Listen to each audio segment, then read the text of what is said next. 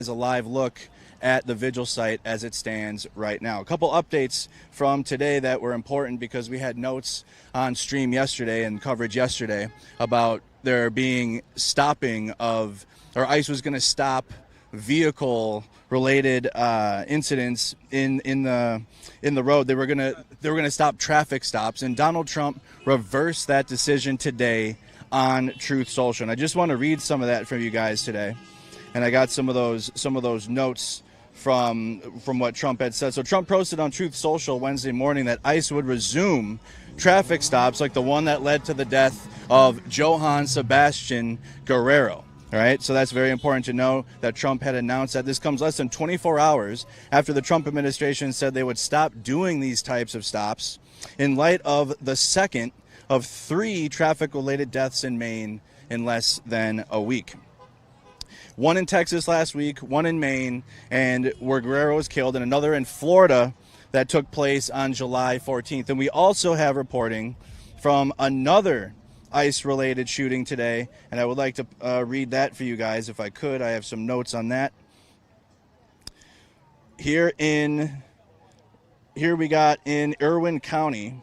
This is the 4th related incident this week, and I just want to make sure I get his name correct. Jesus Manuel Arenas Silva, who is a 45-year-old Venezuelan man, died after being found unresponsive on a transport bus while being transferred between an ICE detention facility in Georgia. ICE says the suspected cause of death is cardiac arrest, though the official cause remains pending. Right, and we're not going to get the truth from the federal government. Oftentimes, they will stonewall like investigations in Minneapolis.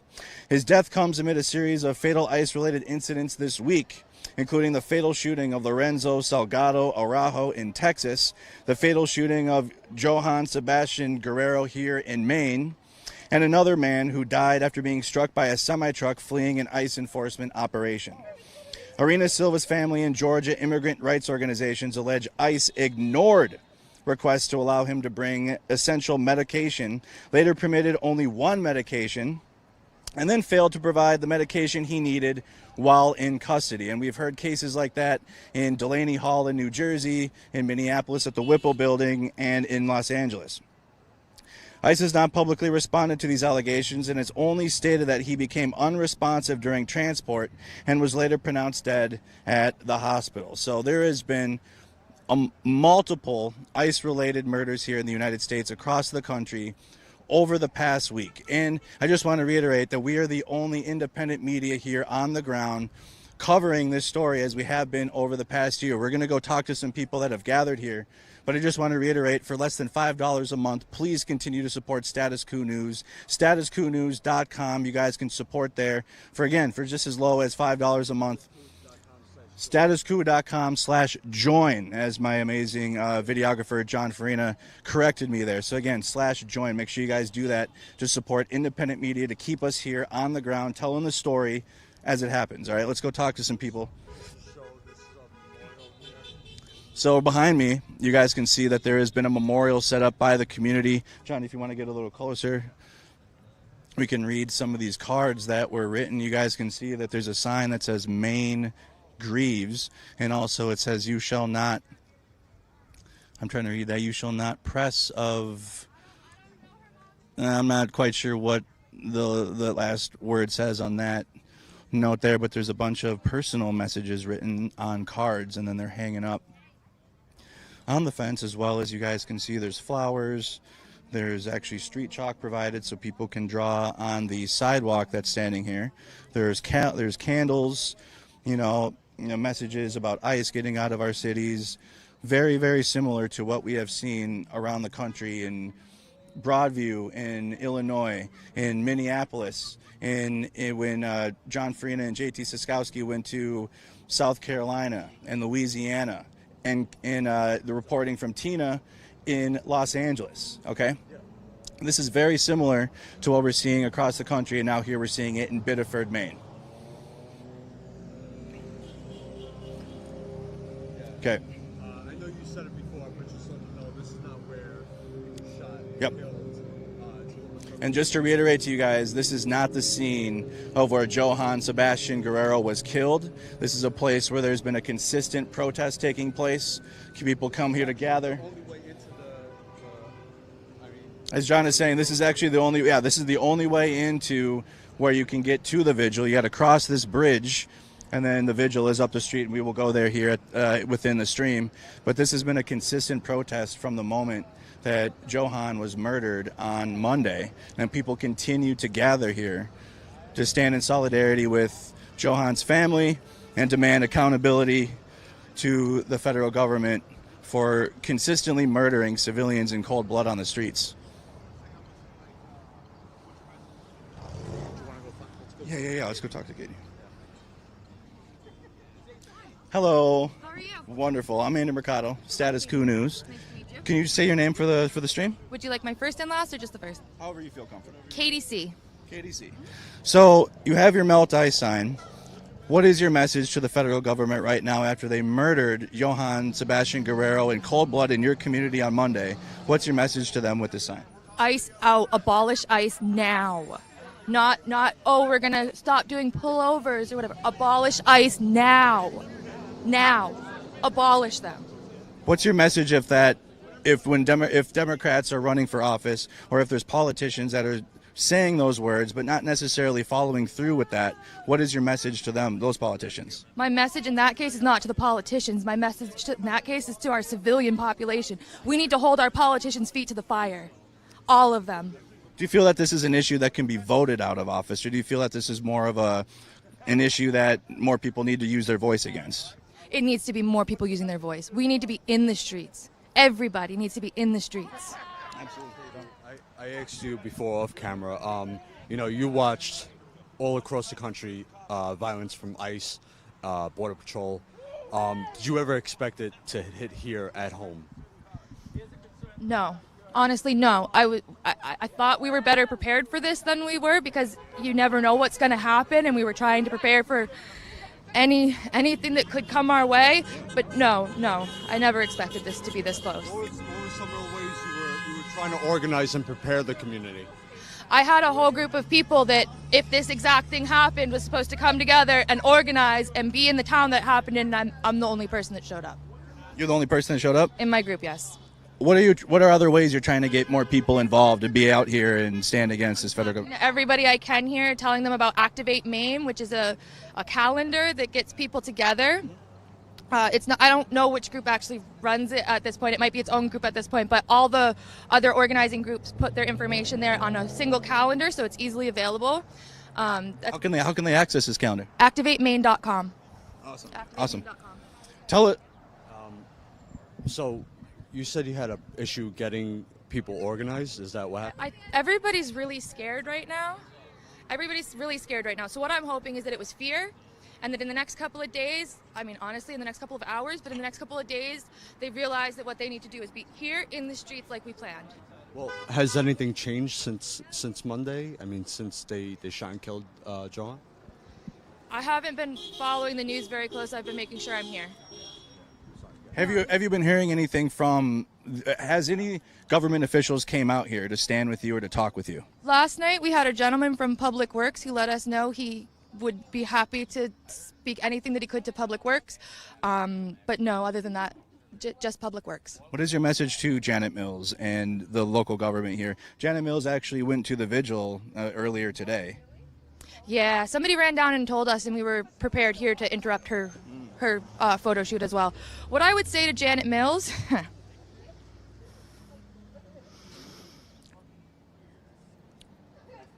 I don't know how to word this. Yeah, however you want to, however it comes up. Yeah.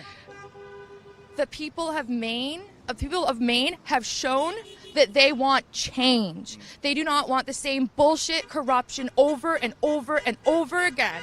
We want change. And that's what we've voted for. And if she's not going to have her feet held to the fire, then she has no business being in our politics. Absolutely. What's your message to people that are watching at home, that, you run that group, you want more people out here? What's your message to those that are watching at home? Get in the streets now. Now get in the streets. Have you seen ICE operations in the They've been driving around. They've been driving around the city.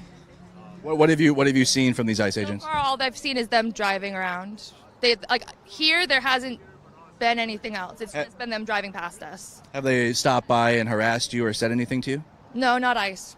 It's just the locals doing that. You see locals doing this? So we had some counter protesters. We had some at the vigil on Monday. That is like our local problem. And then we had one this morning that was trying to heckle us. When they're here, people are more emboldened. And that's when they give us a hard time. If there's no counter protesters out here, though, all we have is support. Do you want to talk about Biddeford? People might not know much about this town. How long do you have?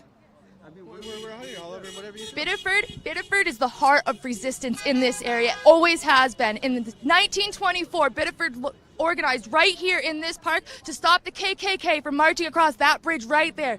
The mayor, the police department, and the civilian population banded together to stop the KKK from coming across that bridge. We need to do that again. And it's not going to be a bridge this time. The world is different today. We need to stop ICE the way we stopped the KKK in 1924. That's really good. Another thing that I learned about Biddeford, I just learned this on Monday at the vigil. Biddeford was the home of the first mosque in America. The Albanian weavers that were here to work in these mills shaped this community. How has the immigrant communities been impacted by ICE operations? What have you seen from Operation Catch of the Day, which was here in January, to what you're seeing now? So I donated my kidney on January 20th, which was the first day of Catch of the Day. Every single member of my medical team was an immigrant. And they showed up with nothing but grace and compassion and treated me with the best care in a way that I don't know if I could do that if I was in their shoes. I really don't. I was in the hospital for 3 days after my surgery, and they took the best care of me while Catch of the Day was going on. Well, yeah, I want to ask you. They're saying they're going after criminals, and what's your perspective? It's a lie. It's a lie. They're targeting anybody that doesn't look like me. That's what they're doing. They're targeting anybody that doesn't look like me, and that's unacceptable. Katie, thank you so much for your time. Anything else, any message you have to anybody watching at home? We are live, so anything you have?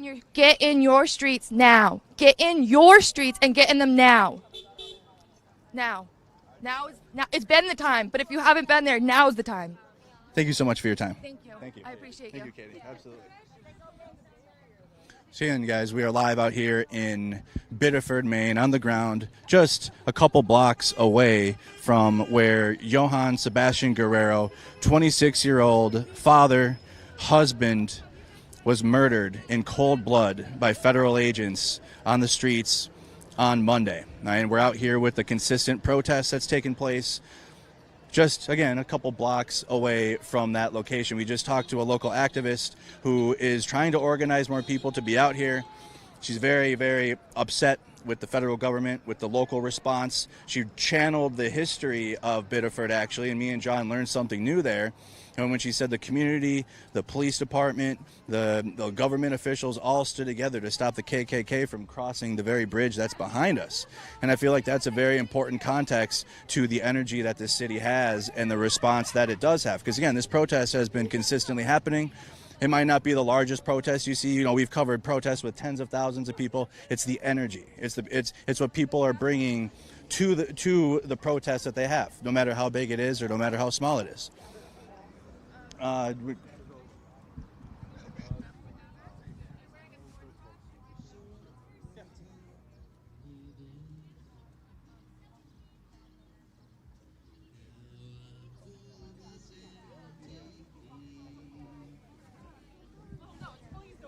All right, so Mercado's going to go grab somebody else to interview. So mostly locals here, but then again you have Jolly and Matt and some of the other veterans and content creators who they actually earlier today we recorded this. We're trying to get the footage up either later tonight or tomorrow. But they purchased about $1,000 worth of flowers from a local flower shop just on the block here, and brought it over to Johan's memorial over where he was killed. They explained why. Maybe we'll pull them aside so you could hear from them as to why they wanted to do that. But it looks like Mercado's got a local here. But don't forget, smash the like button, share this live stream, and support us being here on the ground. Go to statuscoup.com/join for as low as $5 a month. Thank you very much. All right, so we have a local here. Would you mind providing your name? Sure, my name is Megan. Megan, you had told me that you are from this area. Yeah, I lived here just a couple blocks from where Joan was murdered for probably 3 or 4 years, but from the state of Maine. Originally grew up in the state, yeah. Did you ever think that this would come so close to home for you? Never, no, never ever. Biddeford is such an amazing community, and it's very diverse, and this community would not be what it is if we didn't have that diversity. And the way that we look out for each other, I hope, is evident by the outcome here, and it's just so tragic that we have to show it in this way. Absolutely, and speak on that. What emotions are you feeling this week? Because obviously you're out here protesting, you're out here on the ground. What are your feelings around that? A whole range, a lot of sadness, a lot of rage, just the injustice, I think, is probably the biggest piece of wishing that we could do more than being out here in the streets, and I know that that's good, but this needs to make its way to the top, and change needs to happen. Because you are from here, are you seeing anything from the local level, local response, government response, to what happened on Monday? Yeah, definitely. I mean, so kind of not related to this, but we've had this whole debacle with our Democratic Senate race, and I've seen a lot of the Democratic candidates that are now running stepping up and showing up in full force to help out with all of that, and we have some big decisions to make around all of that coming up. We can wait for this. We can wait for the sirens. It's okay. It's no problem. We got a emergency vehicle driving past. Nothing related to the protest, you guys.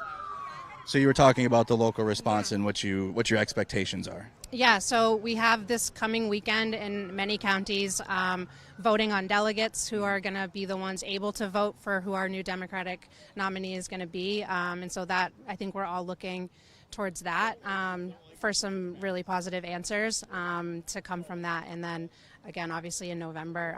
But yeah, I think I know I've read a couple statements from the mayor here in Biddeford, and I've been pleased with what I've seen from that, and just the outreach, the support, the meeting with the families one-on-one, that sort of thing. So I think on a very small local level, it's been there for sure, and we just need to get that to work its way up the chain. Absolutely. And because you had mentioned you are a local resident here, one of the narratives that the Trump administration will say is that they're doing this to keep the community safe. Do you feel safe after what happened on Monday, or just in general with ICE presence? No, that's complete bullshit. Anything but safe. I was driving down here tonight, and it was the first time I had come back into Biddeford since all of this had happened, and I immediately just felt this uneasiness come over me of just, if it's happened once, who's to say it's not going to happen again? And I don't know details right now. I don't know if anybody really does on the investigation and how much local law enforcement is involved, but I know there's been a call for them to be more heavily involved in the investigation and everything like that. But yeah, definitely a lot of uneasiness that I have felt coming back into the city here after, yeah. What are you seeing from the local law enforcement around? What are you seeing from the local law enforcement around here?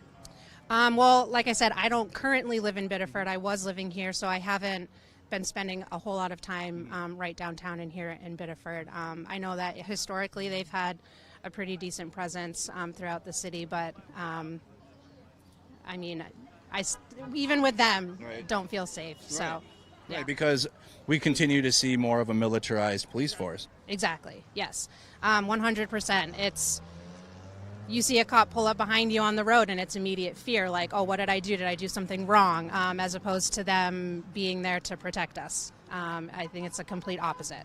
So yeah. One of the decisions that the Trump administration made was that they were no longer going to do traffic stops. Donald Trump announced this morning on his Truth Social that, no, we're going to continue traffic stops. What are your thoughts on that? They're not trained law enforcement. They have zero training, in my opinion, and traffic stops, it's not even their realm of what they're even out here to do. So to me, they don't have any place just doing routine traffic stops. It's not for them. Absolutely. Instead of billions of dollars going to federal agents terrorizing communities, where would you like to see our taxes going to? Like, what would you like to see? That's a loaded question. I think there are so many groups and organizations that would benefit from that. Just because we are a nation built on immigrants, I think they would be ones that I would say for sure need the support. The LGBTQ community, which I am a part of, I think needs the support just for, we also have hardships that we face in life, and just homelessness, healthcare, housing, all of it. A lot of homeless and I know drug users on one street. It's in every city, of course, but we need housing and to get people help and resources. That's what will fix these issues. But instead of all this money is going towards terrorism. Yeah, instead of the money going towards things that are the farthest thing from protecting us, we need the resources to allow us to feel safe and at home and have the means to have shelter and food and all of those basic human rights that we have. So when the people are taken care of, the country does better, naturally. So, and we're not doing that. We're not taking care of, the government's not taking care of our people. And that's why, we're suffering. It's definitely not a symbiotic relationship right now, that's for sure. So when it comes to the government, a lot of people believe that this issue that we see with ICE agents can be voted out. Just simply voted out. What is your take on that? Do you feel it can be voted out? Do you feel it will require more from people like we see here, people protesting? Or do you feel like the federal government and opposition politicians to Trump should take more of a stand? Definitely the latter. I think that there are, especially Democrats need to be standing up more vehemently with the position that they hold. People close to him, even Republicans, I think, we're talking about human lives here. We're not talking about it's just whether they're illegal or not. It's a human life, and it's not meant to be taken like that. I think as far as it being voted out, I do think that is a component of it, but I do think it's one component of a larger picture of how we're going to get it done. Exactly, and it's unfortunate when we do see Democrats that are elected in office vote to fund ICE or vote alongside Republicans to continue ICE operations, or at the very least we get body cameras on ICE, etc. Do you feel that any of those policies would address the situation that just happened right up the street? I think especially with body cams, it's not going to stop them from doing what they're going to do, but it will at least hold them accountable, or at least a step in the right direction of accountability, because you wouldn't be able to deny what we see with our own eyes. And what does accountability for these ICE agents look like to you? Imprisonment, loss of their jobs, loss of any sense of dignity to their name. We need to blast their names and faces so that they get no peace for them, ever. Absolutely. I just want to ask one more thing. What would your message be to MAGA, to Trump supporters, to people who are still supporting this?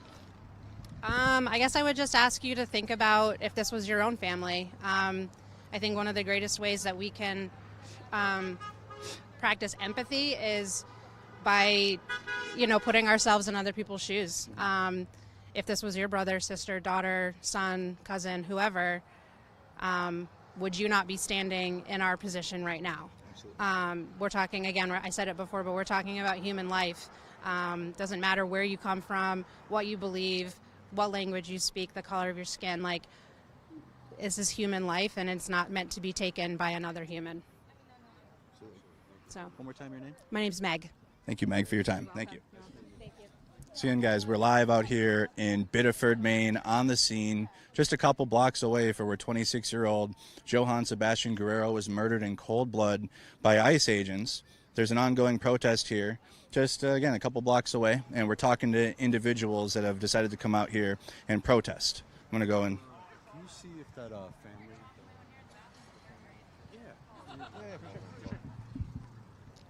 All right, guys. It's me again, John. Andrew's gonna go see if the family wants to come over and talk. They have their daughter with them. Yeah. So the memorial is just a few blocks away. We're gonna walk up there in a little while. But again, I'm gonna remind you to share this, get this out there. Leave a super chat if you can. We're gonna be here for a couple days, at least till Sunday, and then if we have to be back, come back. We will.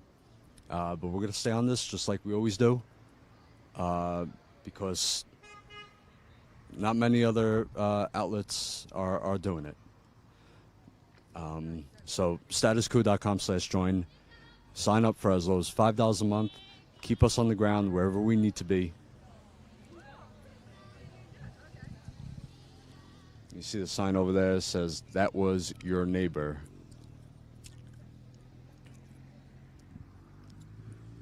So yeah, I think this, I haven't really checked the map. So I think this is really the only way in and out. Hold on.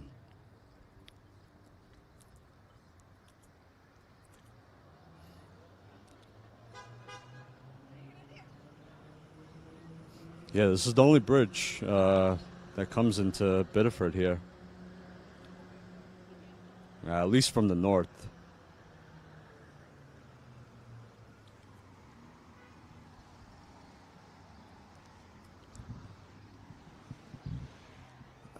Let me go see what this says.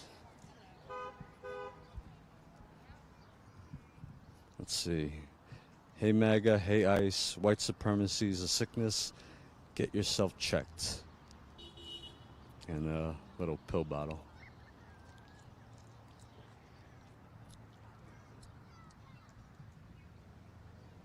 I see people leaving flowers and candles, signs. Hey. Yeah. Well, the wind blows it out again. Talk about how do you feel about what happened? I mean, you're out here, you're lighting candles It was, at this vigil. It was hard. I live right up here on Pearson's Lane, 200 yards from my house. So you heard everything? I saw a lot of it too up there when I ran right up. No, he didn't deserve to die. Not at all. His little 3-year-old daughter. Was she actually in the car, or did she get there? No, she was in the back seat with a bluey outfit on and a bluey stuffed animal. Yeah. Horrible. I have little grandchildren. It's awful. You know, she watched her father's head get blown up. You know, get dragged out of the car, handcuffed while he was dead. What's this country coming to? You know? Did you ever expect this would come here to your home, to your front doorstep? No. You know what's really disappointing? Some people probably think this is really cool, but to me, it's awful. My daughter and I, we come here to protest all day, even in the evening. We were on CNN. I don't want to be on CNN. That's world. Oh, but this? No. You know, I've traveled across the country. I've been in Chicago. I've been in Minneapolis, wherever ICE brings its terror, and I've seen it. And you know, people never expect it to come to their their community, and when it does, it really activates you. It changes you when you see it, when you experience it. What's your message to people who haven't experienced it? We need more love. This hate, racism needs to go. You know, there's blood up there. You know? This is Maine. Things like that don't happen here. But now we're part of it, along with them big cities. We shouldn't have been a part of it, you know? Do you think this will activate more people to get involved and build a community network and get closer? Yeah, I mean, we will, but Biddeford's already close, you know? Look at all the... About the sound? Yeah, tell us about Biddeford. Like, people, we all come together, like, there was hundreds of people here doing what any normal human being would do. Our heart really goes out to the little girl, Samara, and his wife or girlfriend. And even these people, like, we don't need ICE. We have police officers. They can handle it, you know? That man, he worked. He was a provider. And he didn't deserve what happened to him. He should be here. This shouldn't, you know? I have goosebumps, like, this is Maine. A little town, Biddeford in Maine. And then we have a killing up there just 200 yards from my house. No, something's wrong. Something's really wrong, you know? And all the people, though, they're great. You know, all the supporters, everybody, you know? Everybody that showed up the other day. Beautiful, beautiful. We spoke, you know, a lot of the elected officials came. We're having another one on Friday, 4 o'clock. We'll be here for that. I'm going to be here throughout the week. Would you like to see more from elected officials? Definitely. Susan Collins? We went to her office, but of course she ain't there. And she's always there for Trump, but not for Maine, you know? Where is she? She wasn't here. She didn't come down here and talk, you know? Bellows did. The other ones, you know, whoever come down, they did. Not her. She's all for Trump. That ain't helping Maine, you know? Maine shouldn't have ever been put in this position. We don't need ICE. Tell them to go away. And I'm sorry for saying this, but the ICE agents, they remind me of the Proud Boys. You know, I was... Keep that thought, okay? Because I have said...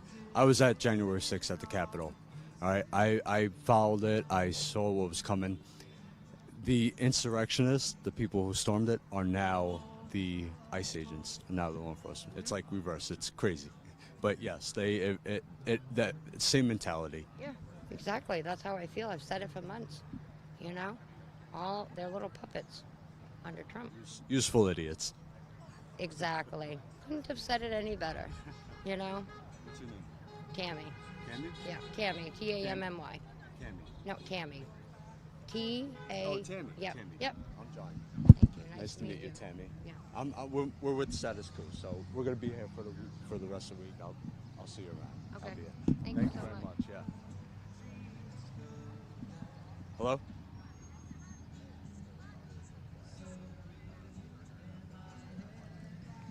Yeah. Okay. Yeah. She was very quiet. I should have put it up. Were you able to hear the interview at all? Or no? Okay. Okay. Yeah. I think. All right.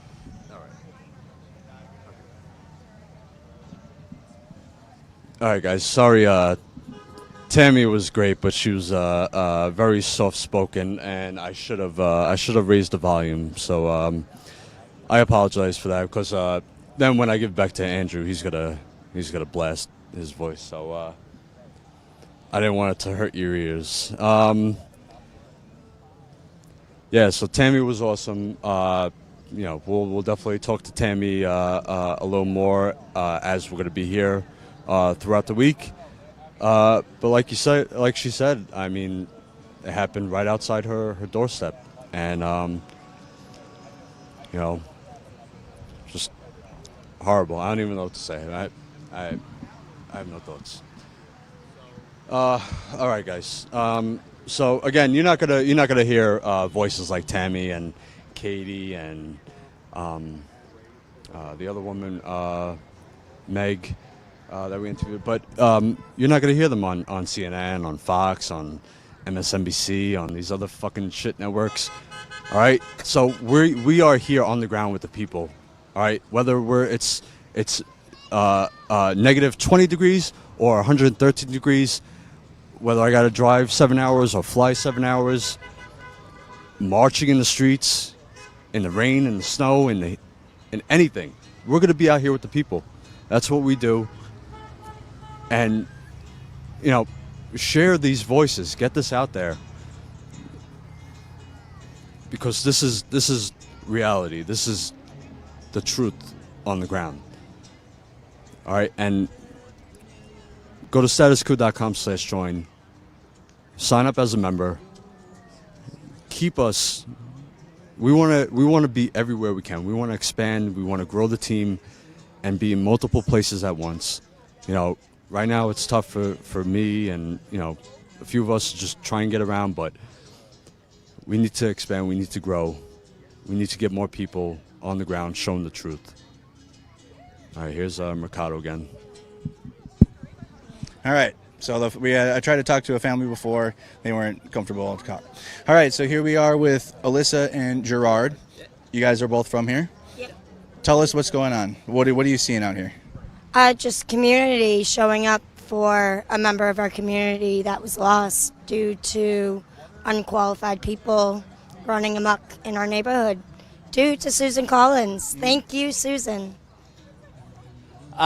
Basically piggybacking off what she's saying, it doesn't matter if you were born and raised here, been here for like 5 years like us, or just got here. If you call this home, this is your community, you're part of our family, So like if you're going to work, whatever you contribute to everybody's quality of life. We all contribute in some way. Yeah. So. Did you guys ever see this coming to Biddeford? Did you guys ever see this happening here? Kinda. Just because. Waiting for it to happen. I mean, there was where, like Susan Collins had, she had a conversation, whether it was with John Wayne Mullen or prior, I wasn't sure when they had it, where the catch of the day operation was kind of stamped out, but it was really never. It was just they went low key about it. You would just hear about raids happening around the neighborhood, and she works. She has HB1, was it the temporary, the 9 to 10 months employees that she works with that just disappearing. They have papers. This kid, he's got papers. He's documented. It's just unreal. There's no rhyme or reason. Even when they have a subject that they're after, they're still effing it up. Right. And you had mentioned that you felt like Catch of the Day did not end. Oh, Catch of the Day definitely didn't end. They were still in our community, parked on side streets, parked in parking lots. Anytime I saw them, I would raise awareness, know that they are out. They are not gone. They're still here. They're still for full force. And our senator is the one that's funding them. So the nicer weather, there's more people out, a lot of job sites are outside. You're getting out, work around the house being done, whether it's the roof, the garden, or painting or whatever. And they can see who's on that site and whether or not they, should just kind of start asking questions or just raid and ask questions later, which seems to be the what's the word? Just the operating procedure for them. One of the things we hear from the Trump administration is that they're targeting the worst of the worst and criminals. The Trump administration is targeting anybody that's not fucking white. And if they try to tell you anything different, shame on them. We have a white supremacist White House, and that's what they're doing. They're trying to normalize this, and we, the people, are going to let it be known. This is not okay. This is not America. America's built on diversity, and that's what makes America go round. I agree with that. You know, that's one thing in terms of him, the way he is, and being racist and all that. But is it for going after the worst, the numbers just don't back it up. Any kind of operation they've had anywhere around the country, when they do the numbers after it, it's like basically maybe 10% of the total that they got even had any kind of violation, never mind being violent or not. Exactly. You know, Who is it that he's trying to go after? The rapist, the felons? Right. Has he looked in the mirror? Let that be the question we ask ourselves. And also, one of the things that he had mentioned was that they were going to reverse the stopping vehicles in the road. What do you? And they also said that. Taco about it. Yeah, talk about it. Yeah, taco. Yeah. He's such a taco that always chickens out. So he's just talking tough again. He's just playing to his base, just, you know, saying all the dog whistle words, and that it's just, even Holman was on the news saying how it's just going to be a temporary, and it pretty much is. It probably will be. Like, I mean, like this kid, like guy killed this kid and probably went out for lunch later on that day. You know, I don't.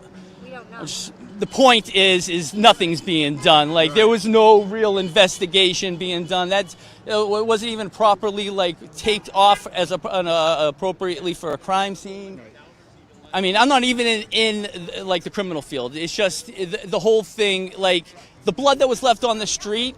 How is that, if it was properly, you know, marked off as a crime scene, that should not be still sitting there.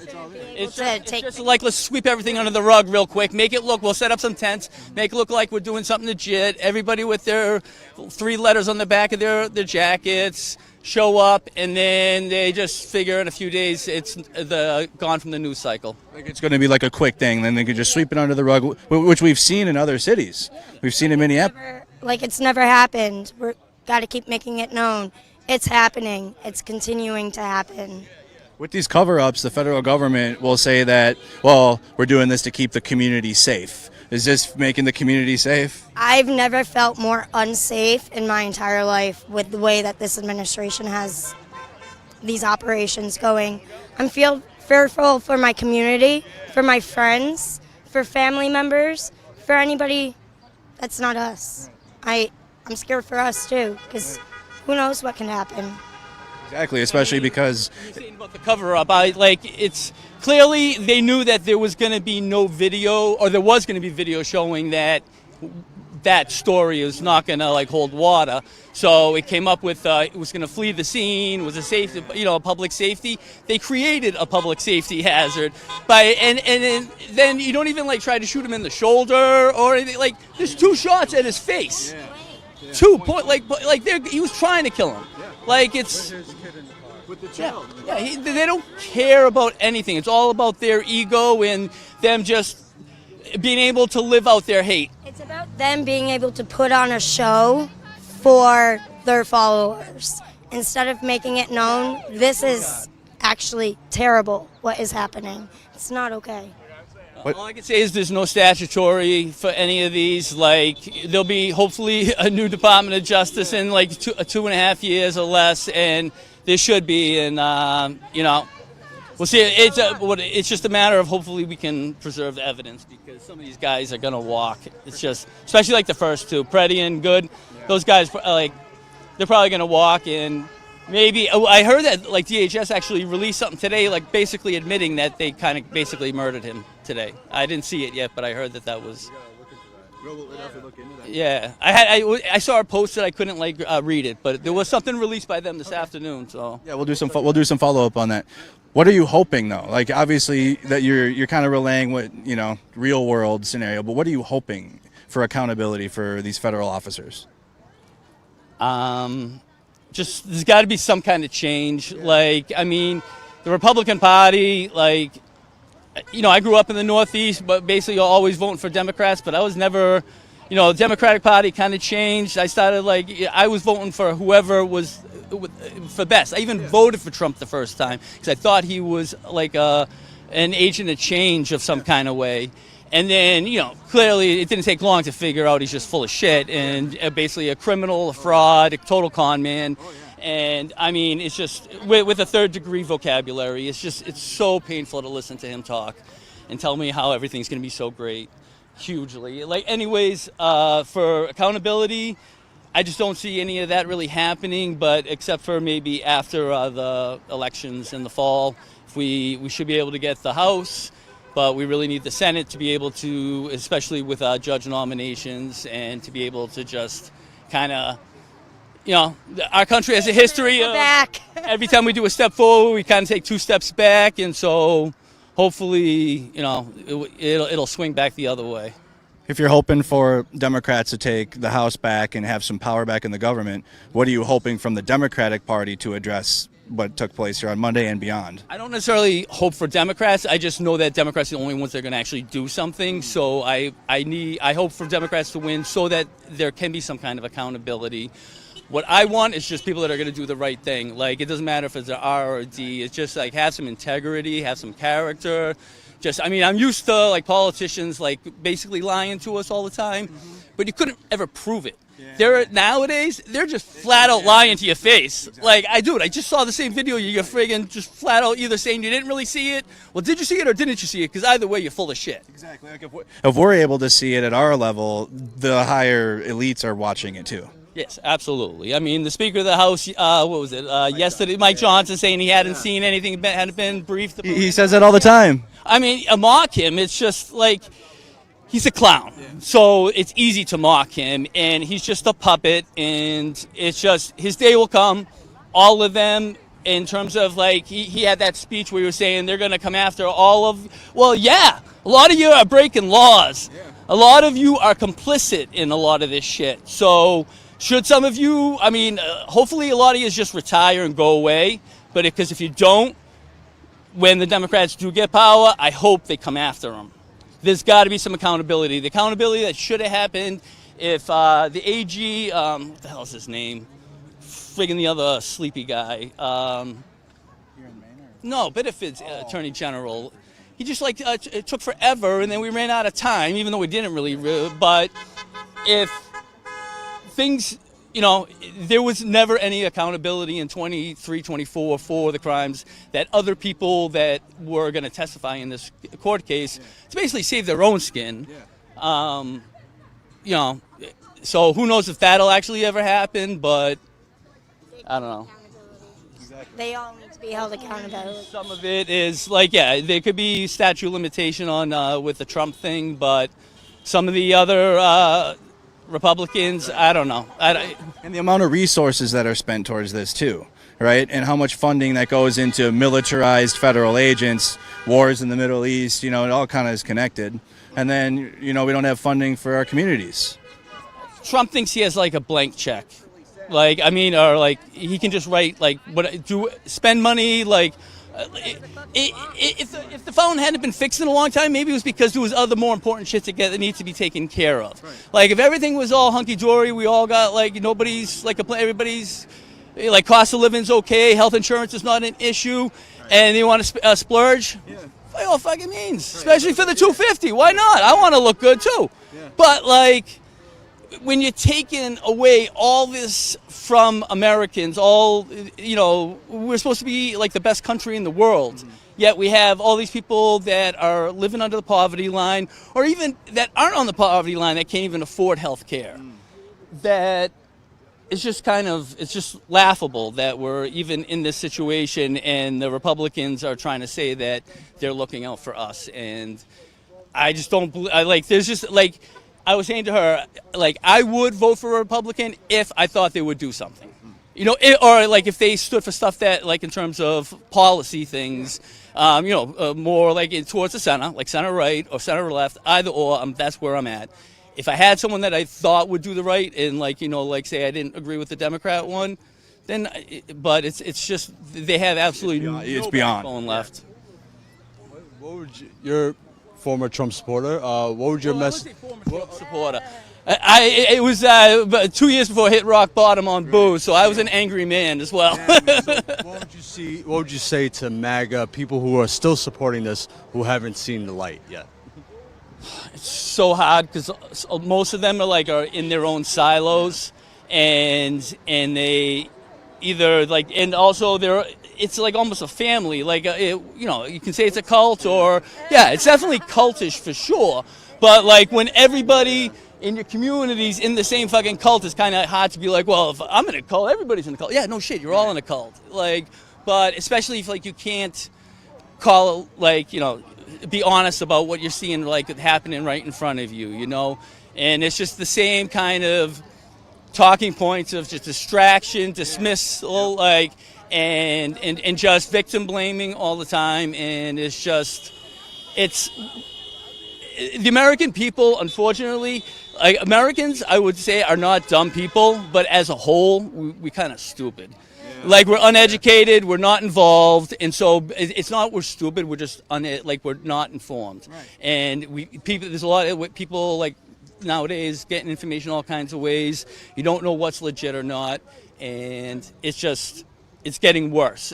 I feel like America's getting dumber. I just want to say that's all by design too. By the people in power to make us dumb and just make us robots and comply and just do what they say. Don't think, just do. And and we have a lot of distractions, sports and entertainment, and a lot of propaganda, what we see on TV and what we've been fed in schools. So all of that is by design, and this has been done for years now, and leading up until this point where they needed useful idiots, and they got them now. Oh, yeah. He loves his supporters being dumb. He said so himself. Granted, he doesn't know how to spell the word dumb, but he calls everybody dumb.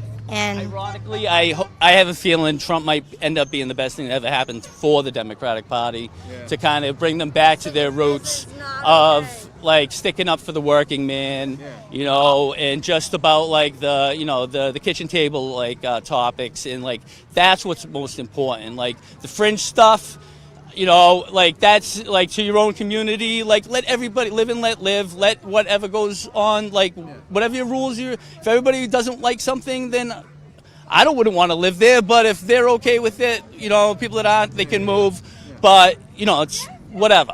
Like, we're not a perfect democracy. There's going to be pockets of this country where there's just infested with hatred, where we are not the majority like we are here, like, so... It's really kind of like bringing us back from the extremes that we're in right now. And Donald Trump has fed into that. He's also lied to us, right? He's lied. All he does is lie. The man doesn't know how to tell the truth. I don't think he's gone a day in his life where he hasn't spewed one lie. And now it just gets worse and worse. Everything he says, you cannot trust at all. It's sad. He's a fearmonger. Like, he just pigeonholes us for, like, Democrats are all, like, now we're communists, and, like, like, we all want, like, trans kids like, be mutilated, and then, like, in kids' sports. Like, that's another whole other subject, but my point is that they're just saying that's what we're all, like, that's what we want, whereas most of the country's somewhere in the middle about it, and, life's not fair. Life's hard. It could actually be a teaching opportunity for your daughter, like, if you ended up coming in second or third place to it. Like, I mean, most of it likely, he's not a friggin' probably, like, a professional athlete that you lost to. So, like, fucking suck it up. Right. It seems like they mashed together all of these culture war issues into one. Republicans used to say, like, we're the party of friggin' participation trophies, and everybody gets a friggin' ribbon. But now, friggin', because their kid, friggin', didn't get third place in a friggin' event, friggin', it's just, I don't know. It's kind of like, how they will accuse Democrats of wanting DEI and all this, but yet, they will lose or, whatever, and then they demand that they are the best, or, like, they need to be the best even if they necessarily aren't. The team just needs to go. It's absolutely disgusting what is happening, and enough is enough. We the people want you out.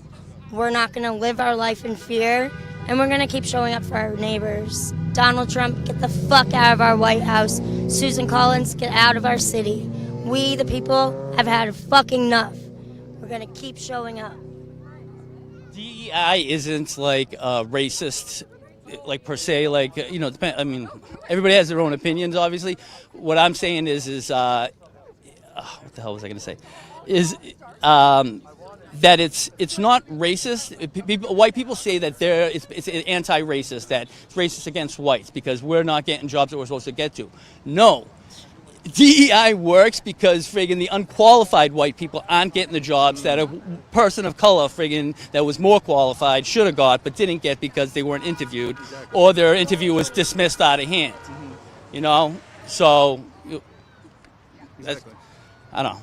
I just want to say, you know, they're making everybody afraid. Oh, they're coming for your jobs, but AI is coming for their jobs anyway. AI, drones, robots. I'm gonna tell you right now, the Guatemalans, man, nobody roosts and sides like these guys. I mean, I have a group of guys who work with me that are Guatemalan, man, and these guys are the nicest guys you're ever gonna meet. I mean, I'm talking about, and all, you know what, and I pay them just as much as white people, but the thing about it is they get the job done. And it is quality, and they're here legally. They're not, you know what I mean? Just like that guy.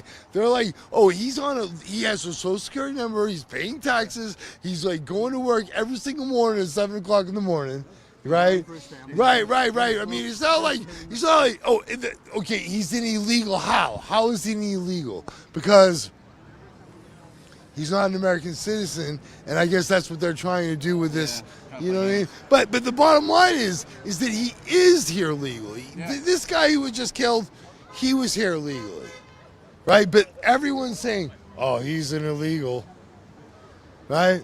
You know, and like I said, I love the Spanish people who are here working. They're just hardworking, good people. Oh yeah, family oriented. Whatever, you know, and people are like, oh, I can see the evil in his eyes.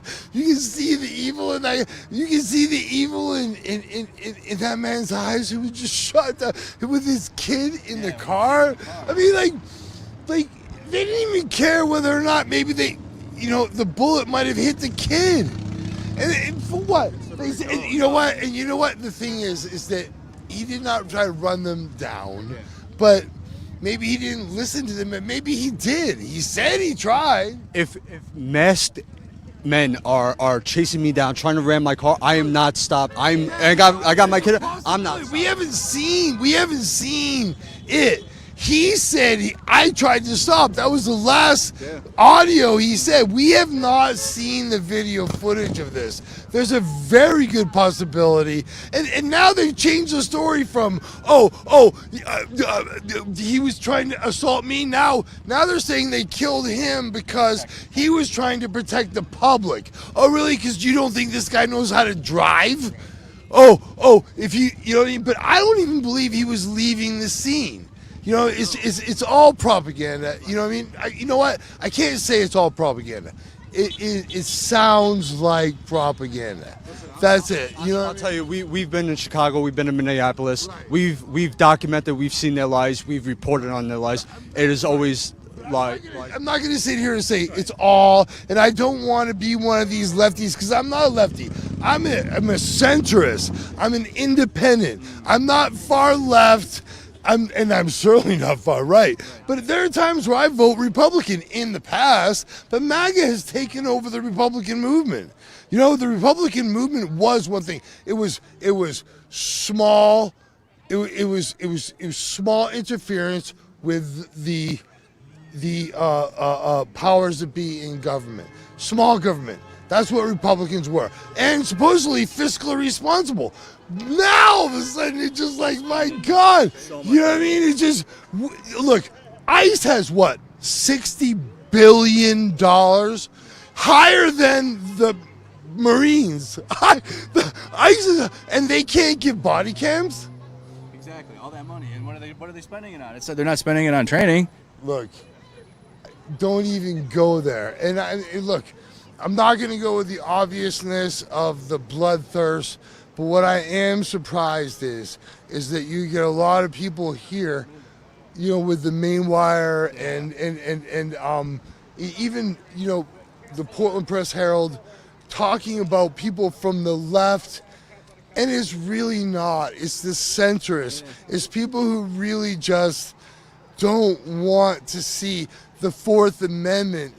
Look, there's no way if you are a police officer, you can pull somebody over unless they've, done something, unless they have a light out in their car or anything like that. You as an ICE agent should not be pulling people over because of the Fourth Amendment. You're not allowed to pull people over. See, the Fourth Amendment makes it so that the only way that you can come in contact with a person that you're getting ready to arrest or to detain has had to commit a crime. So for you to actually think that, like, you could be driving behind somebody and say that you need to detain them, you can't. You're not allowed to because of the Fourth Amendment. So the problem is, it's not about left or right. Look, I like Asians and I like Spanish people and Muslims and all this stuff. But it's a self-perseverance that I'm talking about. If we allow the government and the agencies of law enforcement to no longer adhere to the Fourth Amendment, then what we're doing is we're cutting our own balls off. White Americans don't realize that they're the ones who are cutting their own balls off. This is not a partisan issue. No, this is not. This is if you can pull somebody over and you can walk up to somebody at a Home Depot and you can just walk up to anyone anywhere and ask for their ID and detain them, you can't do it because it's unconstitutional, right? The ICE agency should not be held to any different standard than regular law enforcement. We all live in the Constitution of the United States of America. The Constitution of the United States of America is very clear. You cannot go above and beyond that. This is not a partisan issue, at least as far as I'm concerned. Absolutely right. It's not, and that's frequently brought up from, like, you had mentioned a couple other media types or people that are out here, and they like to stoke the flames of it. They like to stoke the flames of the situation instead of just being real about it and saying we're giving so much money to these federal agents and they're able to go do whatever the hell they want. Look, it's actually funny. Barack Obama actually detained and arrested twice as many people as Donald Trump. And the difference between Donald Trump is they actually stuck and they were deported. But Donald Trump's, most of them are, just like let go. No, they're let go. Like if they once they go to court, they're let go because they're actually bullshit. Yeah. They're not even fucking. Look at the little baby boy. Remember the baby boy with the fucking blue thing and all that shit? They ended up fucking returning his dad, but he got stuck in fucking Texas. Right? I mean, it was an unlawful detainment. I mean, look, Barack Obama, what he did is he said, all right, let's look at the people with legal visas, and then we'll see the people who are expired. And so then we'll also look at the ones who are expired, and they also have criminal activity. So before they even went out to go detain anyone, they already knew who they were, where they lived, and all they did is just go to their house and detain them. They certainly weren't sitting at a fucking Home Depot looking for brown people, because that's against the Fourth Amendment. I mean, it's not that hard. All you have to do is do a little. I mean, if I wanted to, as a regular citizen, I could figure out all the people that I live around who are on false, like expired work visas. Which, by the way, that man who just got killed, he was not expired. Right. Although he is expired now. Right. But he was, but he wasn't. But if you wanted to really go look at all the people, it would be very simple, and then you could just go to their houses and do it.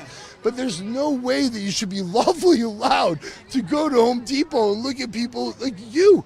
Like, I don't even know what your race is, but you don't look totally white. Do you know what I mean? Like, you might get detained. Oh, yeah. It's definitely something to worry about. I mean, he might. I mean, he looks a little like, I don't know, a little... Yeah.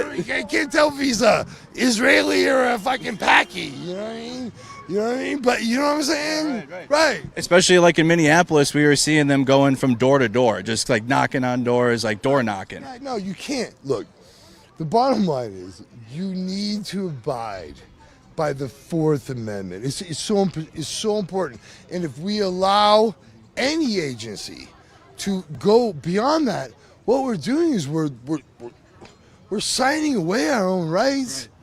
Right. And now this guy's talking about getting rid of habeas corpus.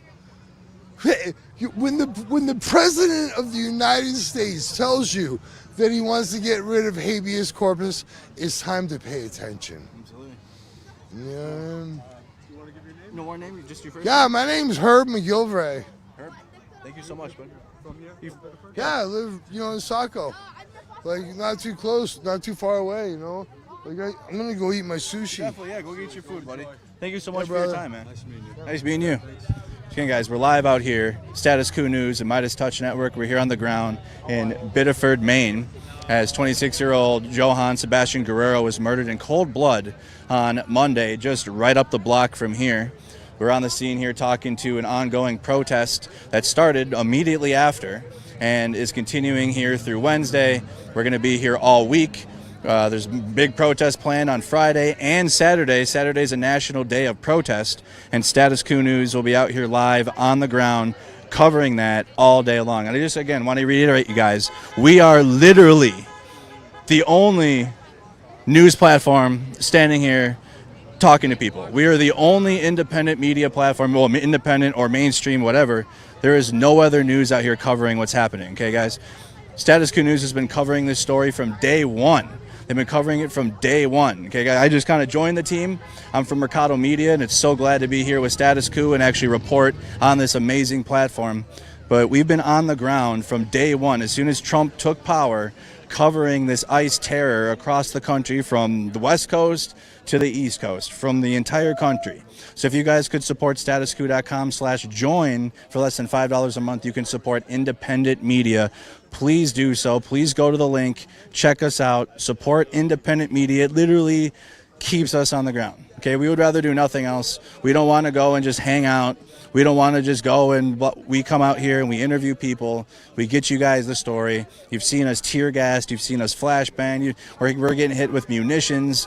We're getting stalked. John Farina behind the camera nearly lost a finger this winter. So it really helps keep us on the ground, telling the story that you guys want to hear, and I do appreciate all the support for independent media. And also, just make sure you subscribe.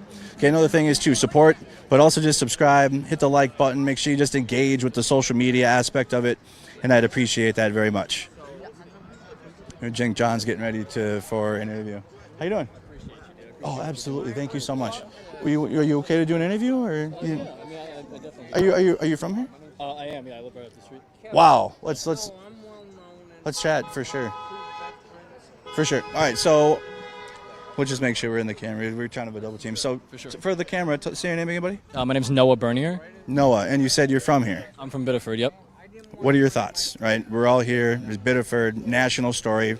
Now here we are in Biddeford. It's disgusting, and I think that it's hard for people to have empathy when it doesn't happen in their neighborhood, and we've seen it happen in places like Minneapolis, and with bigger cities like that, I feel like it's I feel like it's kind of harder to separate, like when you live in like small town America, right. And then you don't ever think that it can happen Exactly. right outside, but we've been calling for something to be done about ICE, especially in this city, for a very long time now. Since they had boots on the ground, and this is just another failure of local government for sure. And speak on that, because you had Operation Catch of the Day in January. Does it feel like that operation has ended? Because here we are in July, and you just had another ICE murder just up the street. Yeah, and they told us that it was over. They told us that to essentially just carry on. And clearly, like, we've been seeing like unmarked cars like without estate plates like around here for like a while, and this is just we knew that their presence was still here. It was still felt. Right. The terror that they tried to ensue in the town, like earlier on in the year, was certainly still felt. And I mean, this is just, again, it's a horrible tragedy that's befallen upon the community. Definitely. And what are you hearing from local officials? Have they came out and talked to you, or have they talked to anybody out here giving updates on an investigation or anything? Certainly not the people out here doing like groundwork. We've gotten some updates from the mayor. We've gotten some updates from Senator Collins, and it seems like honestly, for lack of a better term, it's like a piss poor excuse for what's going on. It's a terrible explanation. What have you heard from them? Can you say what have you heard from the mayor and then from? People are calling for like a full investigation, which kind of seems like a non-answer. People are, giving us their thoughts and prayers. We should be calling for action on this. I don't know what else has to happen for that to happen, but 100%, no, they're really just, I don't know, they're being rather nonpartisan about something that, it is a completely politically fueled issue. Yeah. And what do you hope to see? Like, what are you hoping for, like, from the government, from either the local, state, federal level that can try to hold this accountable at all? What are you hoping for? Change, like 100%. That's why everyone's out here today. That's why everybody's doing what they're doing, is because, we want change. And I mean, just based on the reactions that we're getting from people out here, it's like, I don't know what the media has been showing people, but there's a whole lot of support out here, and people just want the same thing. They want something. They want ICE out. They want, immigrants to feel safe again. We're all a part of a community. We all help each other. We all pay taxes. We all love each other. And it's like, we shouldn't have to, we shouldn't have to be double locking our doors at night to feel safe. Like, we should all really feel that sense of community. So we need, we need to abolish ICE 100%. Like, in this area, this is like one of the safest places to be in the country. And I think that ICE was brought out here because our governor had gone against Trump, and they knew that we had some strong feelings about the current administration. So the gotcha was that they sent ICE out here, and now they're murdering us. Exactly. And when it happens so close to home, like you mentioned, like we had it in Minneapolis, Chicago, Los Angeles, major cities, and it does feel like he's targeting like Democratic administrations or governors or officials. What are you hoping coming up here in the elections? There's a big election here in Maine, Senate race, but also, there's a midterm election. So what are you hoping for when it comes to those elections? We need the seats. We really do. Like I said, a lot of people here want to invoke that change, and if our senators aren't voting for us the way that they should be, then we need to put somebody in that will. Like, people that can actually read the room. I mean, if they visited Biddeford right now, they would see like the outcry of support that people have for the change that people are trying to invoke. So we need senators that are going to actually be voting for the people. That's what we 100% want to see. What do you feel like they're not out here? Why do you feel like you're not seeing them on the ground? Governor Mills, I think, went up to the vigil earlier today.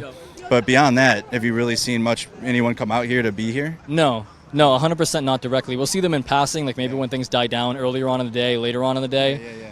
Never when there's action going on. I think it's because they know they're going to be bombarded with these questions, and they're not going to have answers to them. Right. There's a video of the situation you were just speaking of where Governor Mills was in the car not answering questions. Right. Windows open, not answering questions. Simple questions, and just not answering, giving us non-answers. And so we can't have that. They work for the people. They're supposed to be speaking out on behalf of us. They should be just as enraged, if not more enraged. These are their constituents. These are the people that they're sworn to protect and govern. It's horrible. It really is. If you were up there when Janet Mills had came through, what questions would you have asked her, or what would you have said to her? Why haven't we done more to stop this? Why haven't we, where's the outspokenness that we were promised? Why are you not, I feel like we all have the same ideas. Based on just what happened right now, it's like we all know that shouldn't have happened. And I don't care what side you're on, that shouldn't have happened. Exactly. You have a gentleman that, was supposed to be here, was allowed to be here, had a social security number, had a work permit, was murdered in front of his child.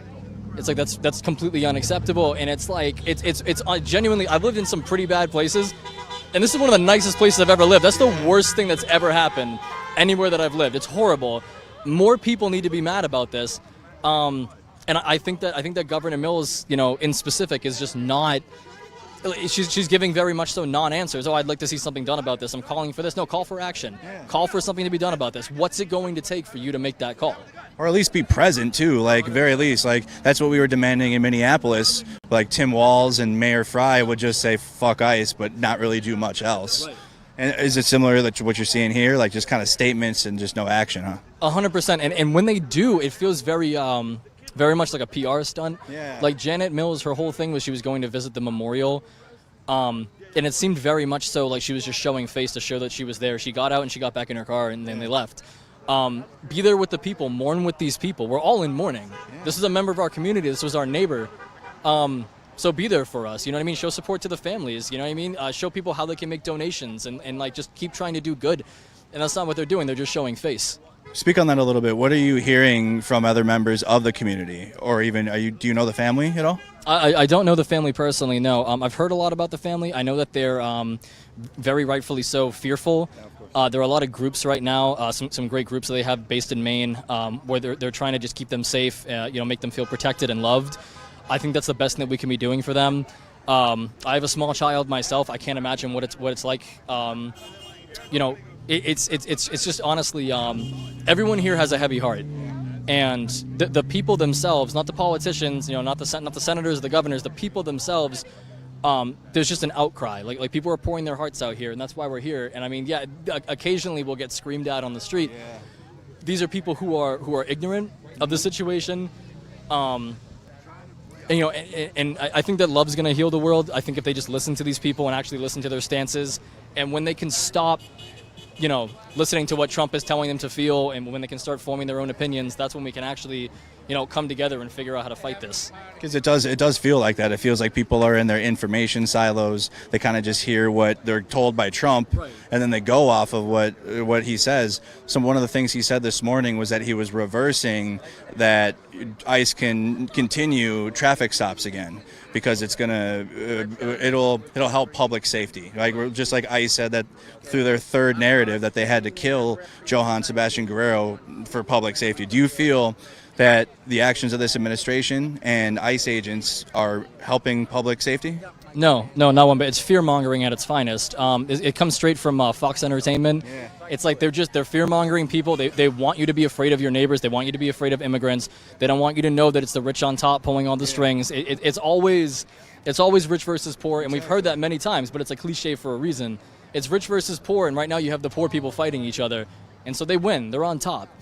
They're not doing anything to help us. They're not out here. They don't have their boots on the ground. They're sending their Gestapo out here to terrorize us. That's what they're doing. People are, we can never be afraid to speak out. Like, we have to always speak out, no matter the outcome, for our future generations. Definitely. And then what do you have to say to anyone watching at home? Like, you're out here on the ground. People might be a little intimidated, a little nervous because the government's trying to hit people with lawsuits or try to put them through a court case. You're out here. What's your message to people watching at home? Stay on the right side of history. When your grandchildren are going to learn about this in school, there's going to be two sides to the story. Be on the right side of history. Be on the side that's fighting for freedom and justice for everybody. Don't ever fear speaking out, no matter the outcome. I'd rather die living my truth than be a coward living a lie. That's all I got to say. Absolutely. Hey, one more time, buddy. What's your name? My name's Noah. Noah, thank you so much for your time, buddy. Appreciate you. Cool. Yeah. We're just gonna wrap up in a little bit. Sounds good. Yeah, I know you're moving on, but give me. I would love to have you, man. I'd love to. I interviewed with all 5 stations yesterday. I witnessed things. I'm not going to get into that. For sure. I'm a veteran. I live here. Live right up the. Thank you. My big beef in our police department, Biddeford, Saco, secured the scene. Yeah. I'm not in law enforcement, but I was medical in the Navy. So real quickly, they did everything right.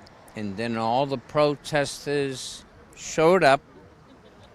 They march up, tie up our city for 45 minutes.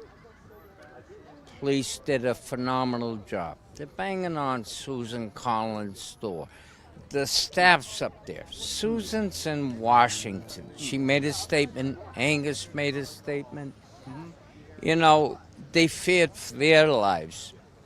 Our police chief, Joanne, phenomenal.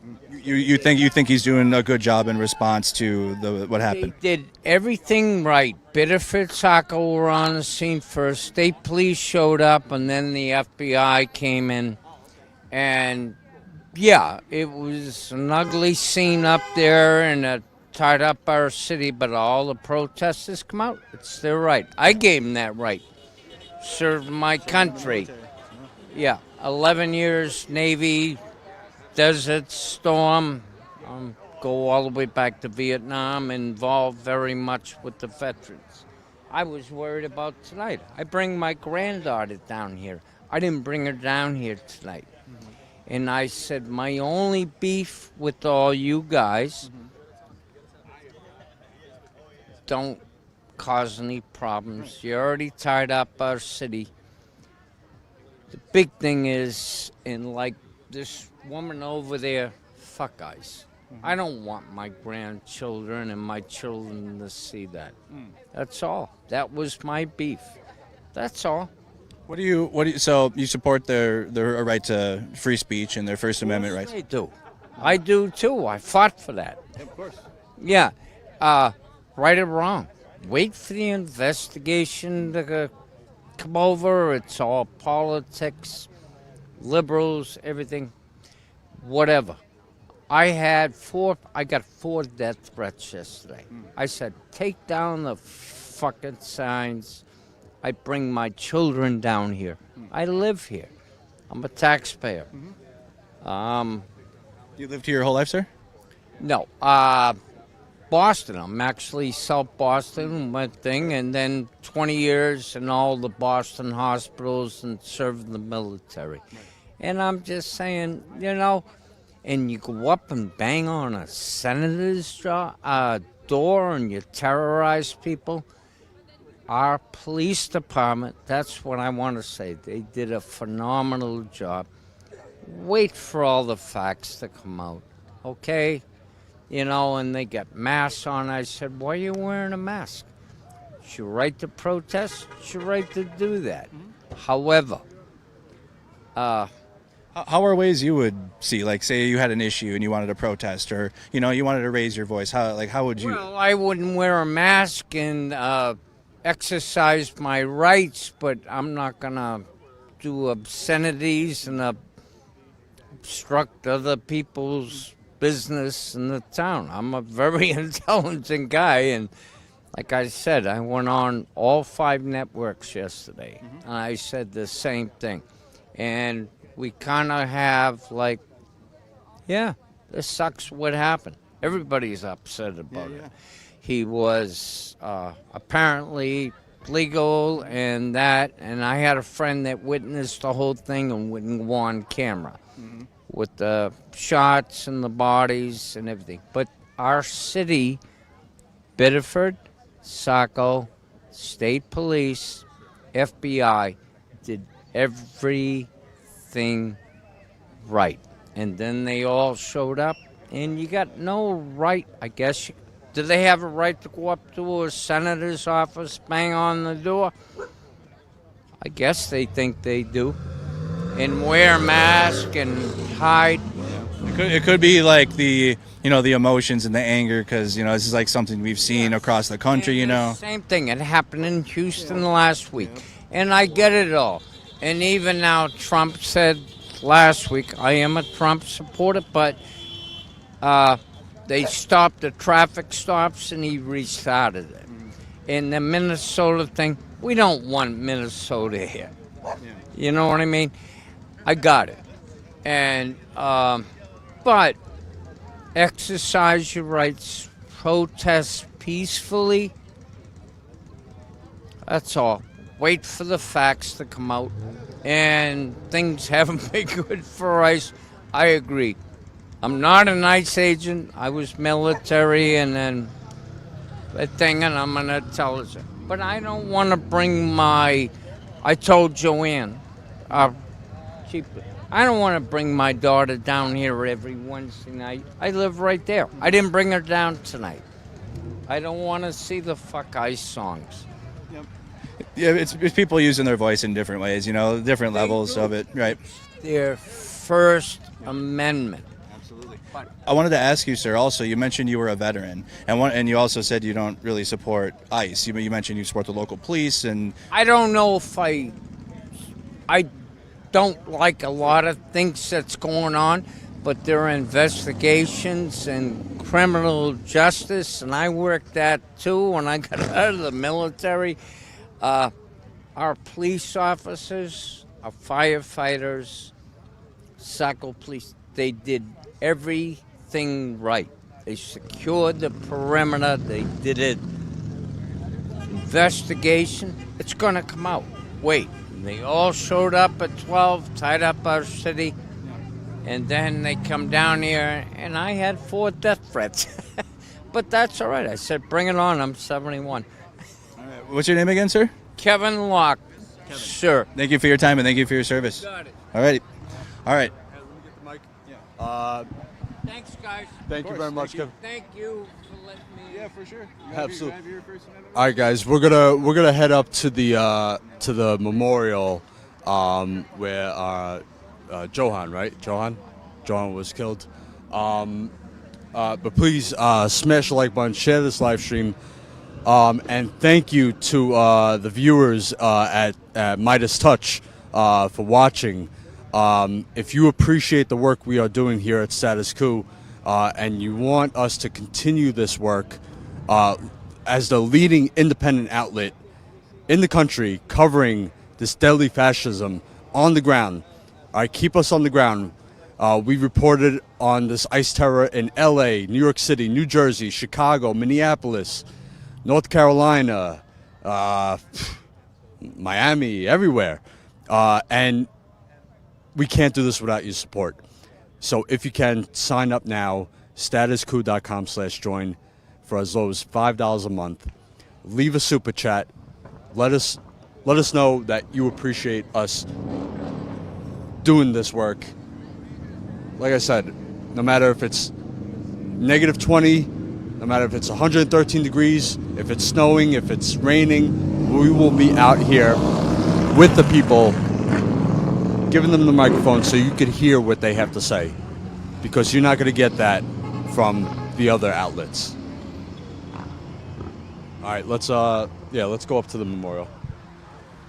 Another thing too is how much work that goes into, like in Minneapolis, guys, when we were there covering Operation Metro Surge, they were out. Me and John would just sit in the truck, and there might not have been anything to cover at the time, but it's just, being there, the people that were out there, and it's a lot of time and hours, and it's a lot of effort, a lot of things that you guys don't see on the camera that are behind the scenes. So it's really appreciated for you guys supporting independent media and also trusting independent media, because honestly, none of us can trust mainstream news. So we're going to go up to the vigil site on Hill Street and Pool Street. It's just up the road from this protest location. Me and John were up here earlier when activists Jolly Good Ginger, USMC Angry Vet Matt, Alex Casio, and Amanda from Cats on a Couch, which it was her idea, and they spent $1,000 worth of flowers and brought those flowers from a local florist to the vigil site, because they felt that the vigil that was there just didn't have enough flowers, didn't have enough from similar vigils we have seen in Minneapolis with Renee Good, with Alex Pretty, and in many other cities. We see more of a presence at them. Like when Renee Good was murdered, that vigil stretched out halfway into the street. The city police, Minneapolis police, had to actually block off part of the road, so that way the protest could continue. And actually, we were out there all night, the very night that Renee Good was killed. I didn't get home from South Minneapolis until about 3 a.m. that night, because we were out there with the protest and the amount of people that were bringing things to the vigil site. And even with Alex Pretty too, we were at Nicollet marching and reporting on the scene for hours and hours, and the vigil site is still there. It's still there. You still have the rest in power sign. I'm just thinking about it. And again, I'm from Minnesota, so this is very close to home for me, remembering all of that. But a lot of the vigil sites that we see have a lot of flowers at them. So Jolly Good Ginger, Amanda, Cats on the Couch, wanted to pay their own respects to it, and also just kind of provide something to the community here in Biddeford. I need some water.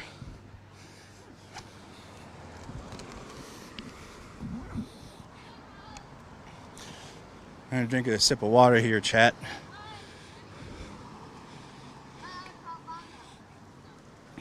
I will say it is an honor to be here holding the microphone for Status Quo News.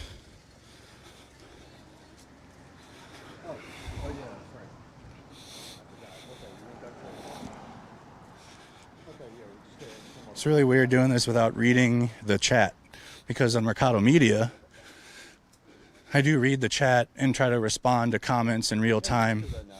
But maybe when we get up there, I will. Maybe shout out some people on Status Quo and Midas Touch.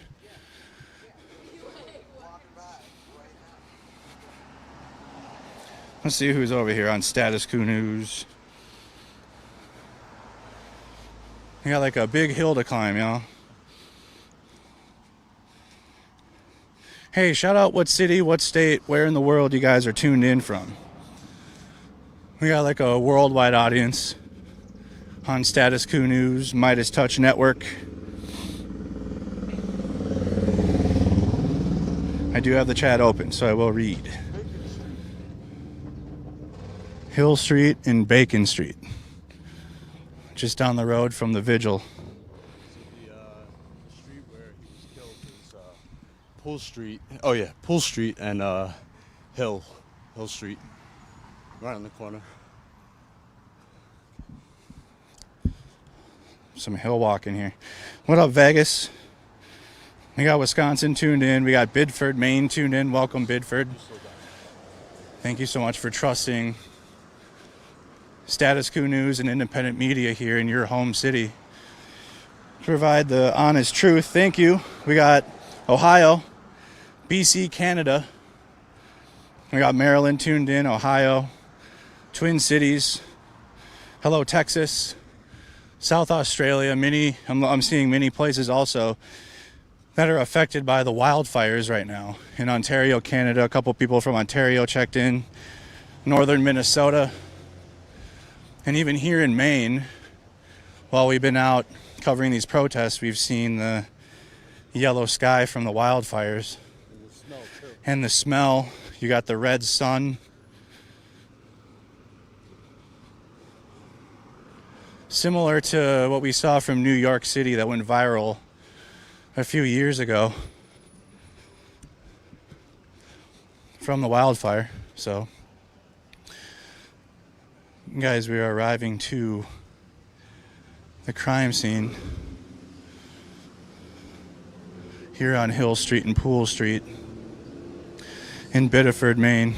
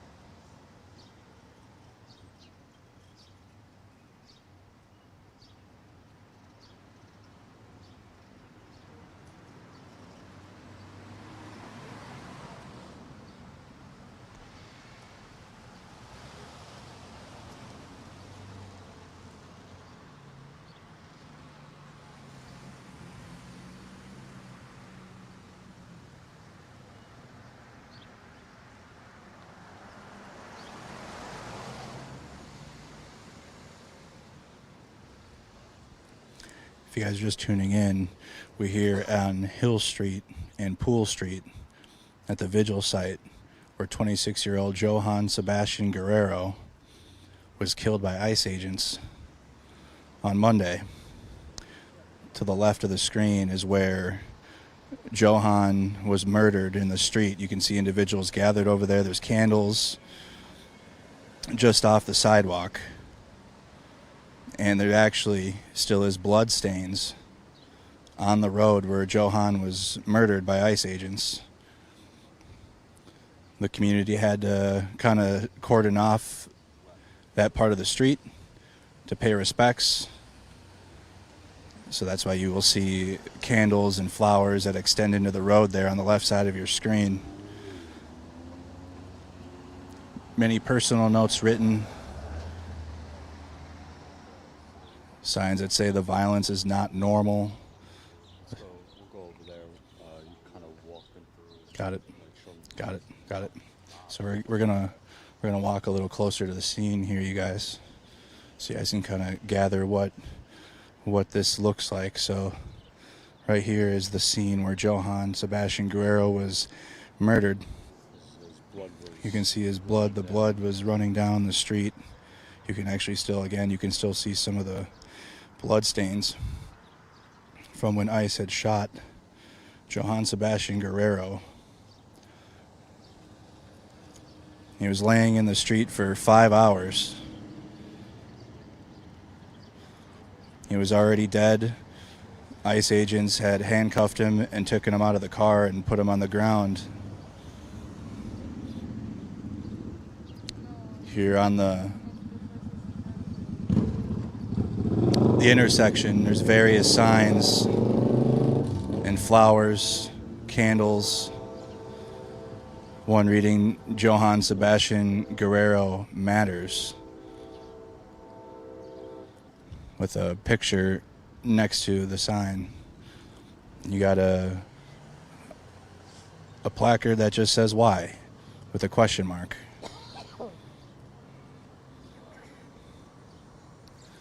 Joan Sebastian Guerrero was a human being. A lot of times we focus on immigration status and if that person's legal or illegal, and that does not equate into this was a human life. And he was a father, a husband, 26 years old. Now his life has been taken away by these masked thugs that are patrolling our streets from the West Coast to the East Coast. With our taxpayer dollars funding this. So people have been coming out here all day bringing various, stuffed animals. There's a bluey blanket over there. As John Farina is zooming in on that, you guys can see the bluey blanket.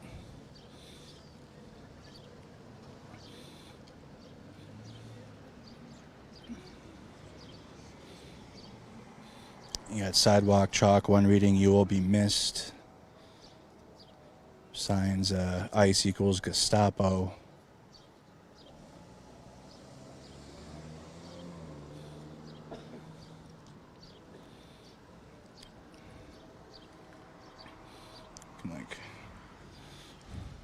I'll walk to that side. You want to walk to that end? Yeah. Let's go there. And it's just as we've covered many vigils, unfortunately, it's a place of reverence. Another sign says, "We are not mad enough." There's personal letters written. I'm looking at one that's inside of a flower bucket.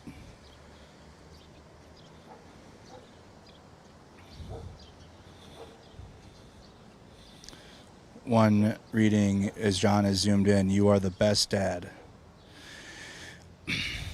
My name is DeMarcus, and I want love in my town. I'm 8 years old, and I'm sad you lost your dad. I also left a big bluey toy. You can have it."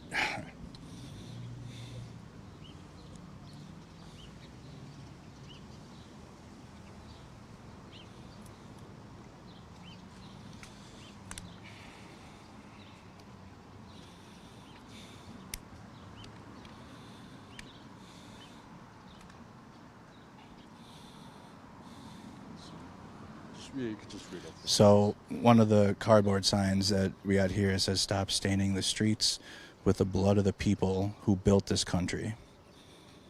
Decorated around flowers that were brought today, with flowers in the shape of a heart. You got another sign here that says, I stand with immigrants. I'm so sorry for the actions of horrible humans. And then it says, fuck ICE. Fuck the regime. The white paper? Yeah. Got you.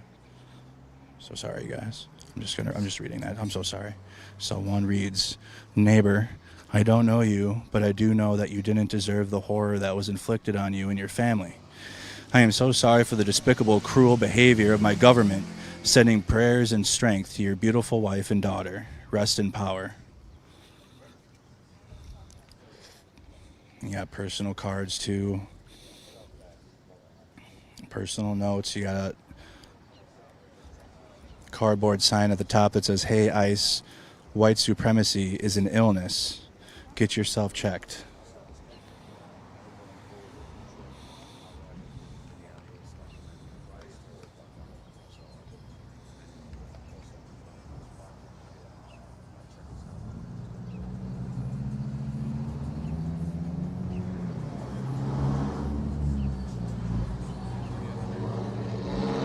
So I'm reading another card here, and it says, is Seb okay? Probably for friends, but it seems like we'd say sup if we saw each other. I'm so sorry. You did not deserve this, and I hope to God you're resting well. I am sorry for what the state and country has to say that is evil or insulting. It is so upsetting and embarrassing. I hope you can hear us. The ones who love you. I was just on this intersection. I never thought it could be so evil. I am so sorry. We miss you and we love you, and we will continue to love and support your family. Our world can't go on like this. You know this. God is with you now. Be free. Then it's signed TBC.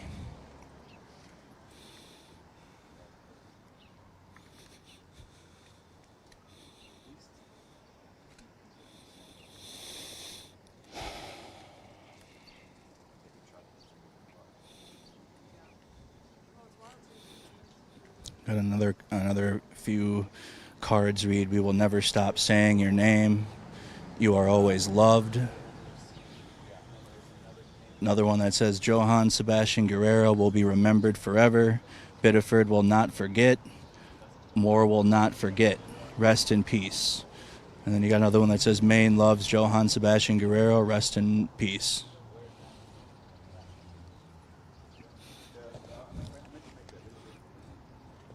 See, I want to hear it says, rest in power, sweet son, Mainers will, I'm sorry, it's covered by some flowers. Mainers will take up, and we won't stop until all people can breathe freely. Joan Sebastian Guerrero, say his name. You want to talk to him?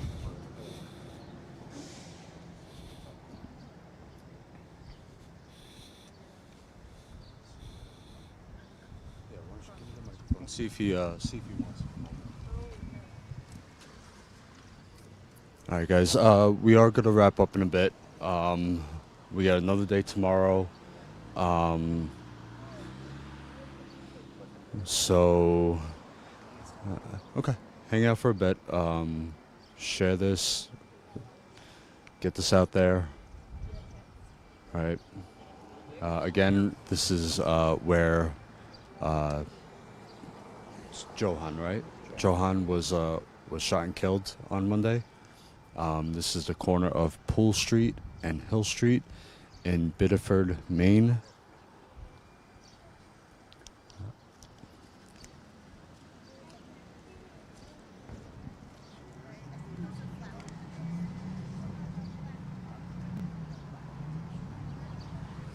So you see here in chalk, hold on, I'm going to turn around.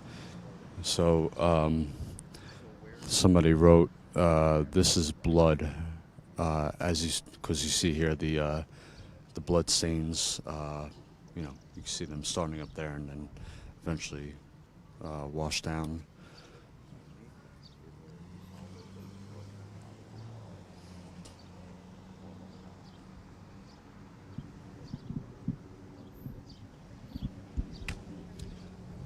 So we're just waiting on Jolly. Jolly's right over here. We're just waiting on Jolly to wrap up a video.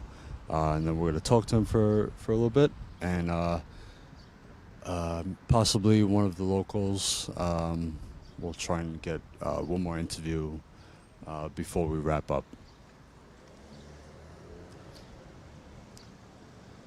Again, thank you to Midas Touch, the viewers, for watching, and thank you for your support. And if you can, sign up as a member. Keep us on the ground, showing you these stories. Statuscoup.com/join. Right, more people are arriving with flowers. So again, this is going to be, all day, every day, people just coming here, just like we've seen in Minneapolis with Renee and Alex.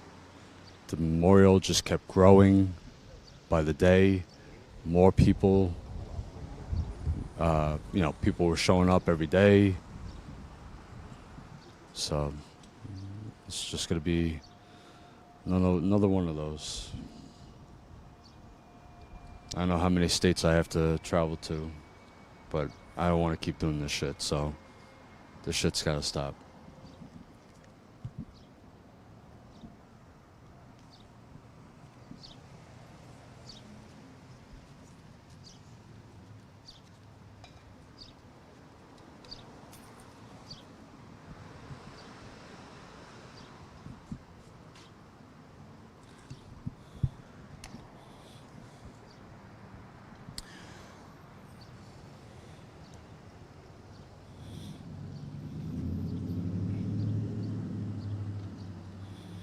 Been at many scenes like this over the past year.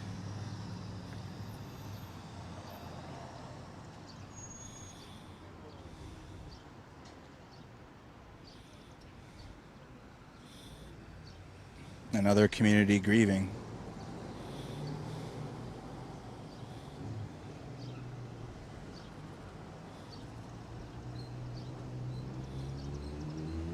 Covering this story, we'll say, this ICE will be in your town next, and I feel people will hear that, and then until ICE murders a member of your community, it hits harder at that point. But the time to speak out against it is before, or even at the political level, to take action.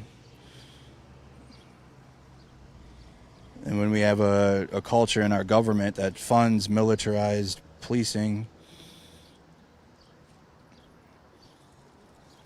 or foreign wars, and then we got a population that,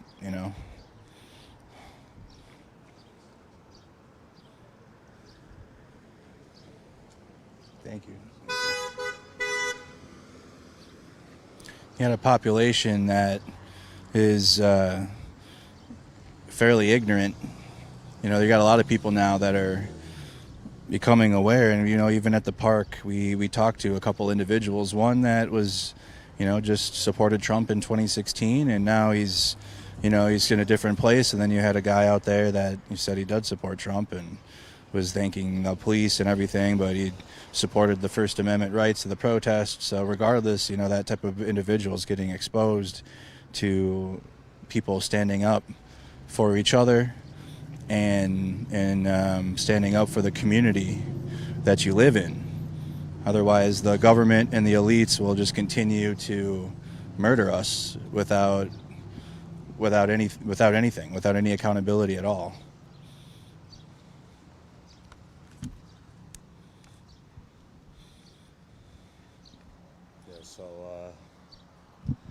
I don't know if you guys heard Tammy when I was interviewing Tammy before.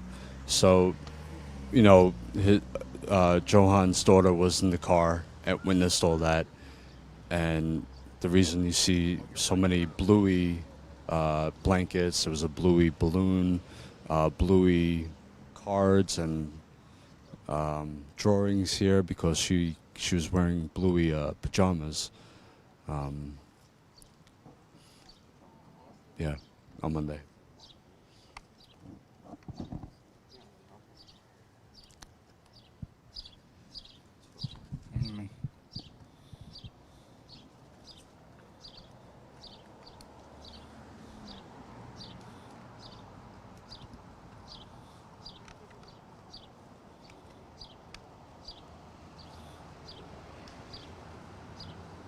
One of the signs I'm reading says, we know you found a place far better than this cruel world. Though your life was taken unjustly, your spirit lives on in every heart that remembers you and every voice that continues to seek justice. Another sign, the bluey figure on there says, Johan, your life mattered. Love wins, even in the darkness. And you just had individuals here bringing seashells. Or it looks like they had written messages on some seashells. It was saying, you will be missed, somewhere over the rainbow, or just rest in peace, various different designs written on these seashells that individuals are bringing. And as you can see here, you got people still coming out and bringing flowers to the vigil site.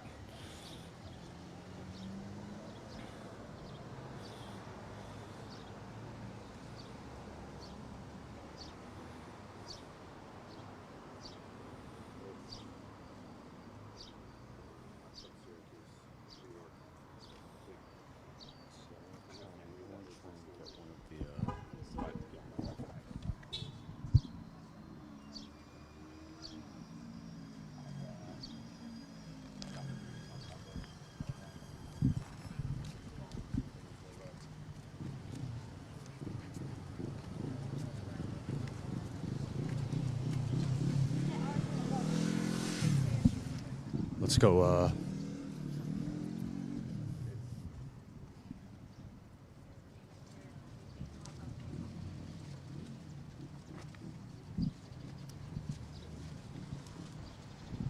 Okay.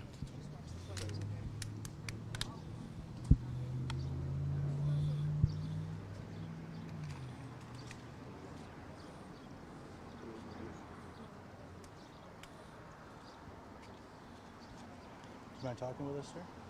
Just a few words. So, you got your family out here. What inspired you to bring your family to the vigil? I think this is something pretty important for these kids to learn about. These kids go to school with young kids like them that are losing their parents over over stuff like this. This kid didn't deserve to die. Never mind, 100 feet from my house. You live 100 feet away. I live a couple hundred, right down the road. Did you ever expect to see this in your hometown? No, not in my hometown. No. It's unfortunate. It's crazy. And you had written a message on your flower vase. What did it say? yeah, my wife here actually wrote it, and it's his name. It says Forever 26 and Ice.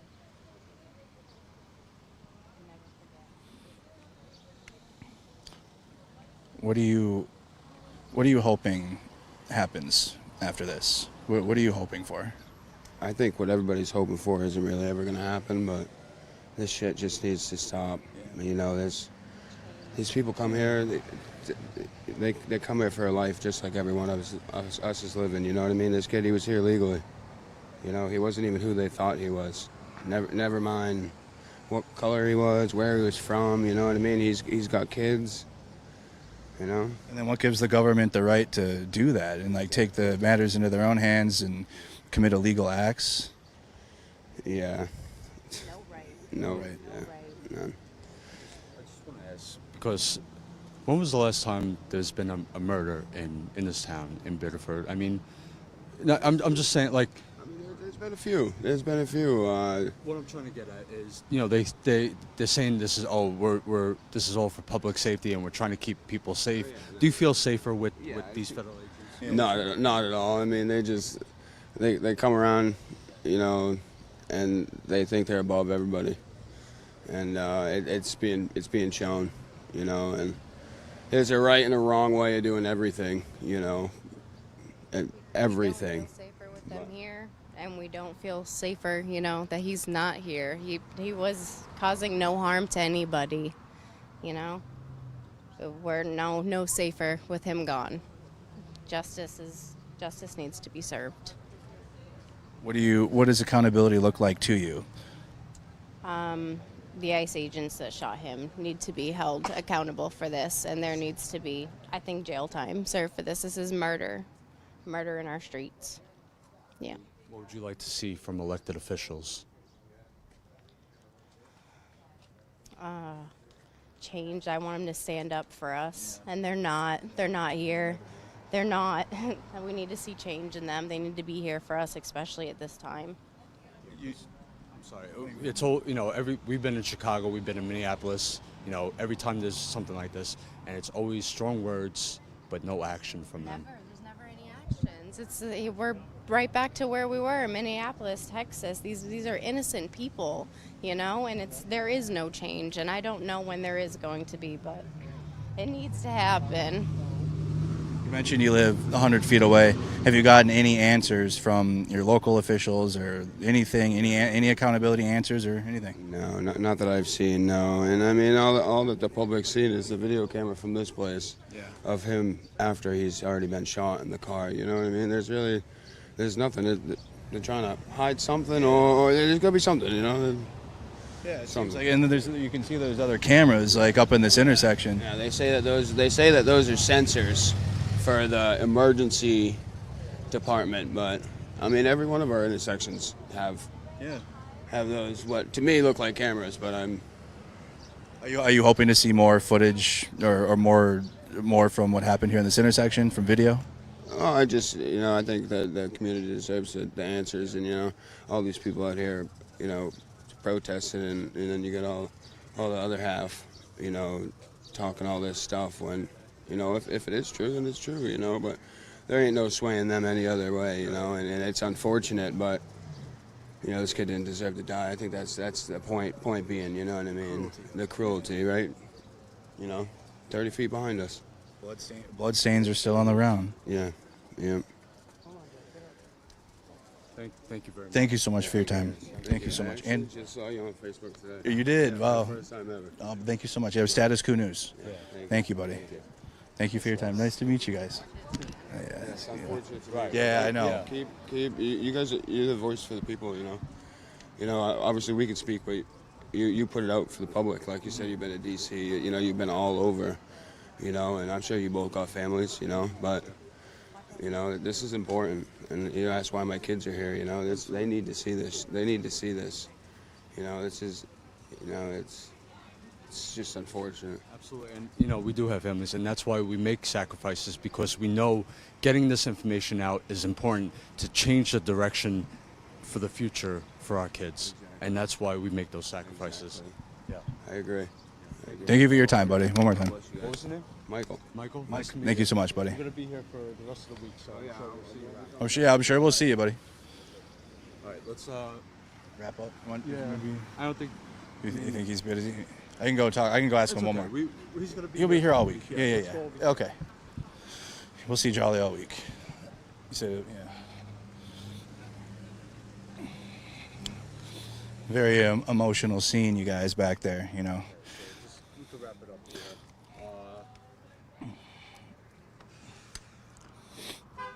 Just do one more membership push. Yep. Statusquo.com/story.